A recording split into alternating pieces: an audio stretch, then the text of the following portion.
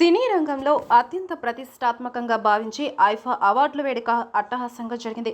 Dubai వేదికగా కన్నుల విందుగా జరిగిన ఐఫా 2024 వేడుకల్లో తెలుగు, తమిళం, కన్నడ, మలయాళం, హిందీ స్టార్ సెలబ్రిటీస్ అందరూ ఇందులో పాల్గొన్నారు. టాలీవుడ్ అగ్ర హీరోలు మెగాస్టార్ చిరంజీవి, నందమూరి బాలకృష్ణ, విక్టరీ వెంకటేష్ కుటుంబంతో కలిసి ఈ వేడుకల్లో సందడి చేశారు. ఇందులో భాగంగానే ప్రతిష్టాత్మక out standing achievement in Indian cinema పురస్కారం అందుకున్నారు చిరు.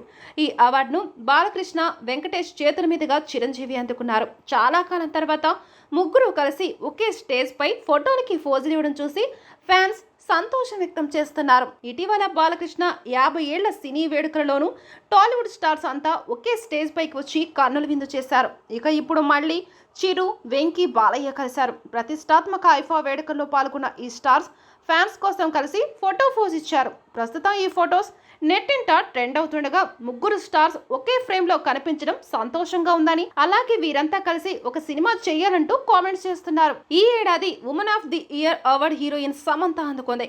ఇదిలా ఉంటే ప్రస్తుతం ఈ ముగ్గురు star heroes back to back చిత్రాలతో బిజీగా ఉన్నారు. ఇప్పుడు చిరంజీవి విశ్వంబర సినిమా చిత్రీకరణలో పాల్గొంటున్నాడు. అలాగే బాలయ్య, వెంకీ సైతం తమ కొత్త ప్రాజెక్టు చిత్రీకరణలో పాల్గొంటున్నారు. ఇక ఈ ముగ్గురు కలిసి నటిస్తే ఎలా ఉంటుందో అనే చర్చ ఇప్పుడు నెట్టింట జరుగుతుంది.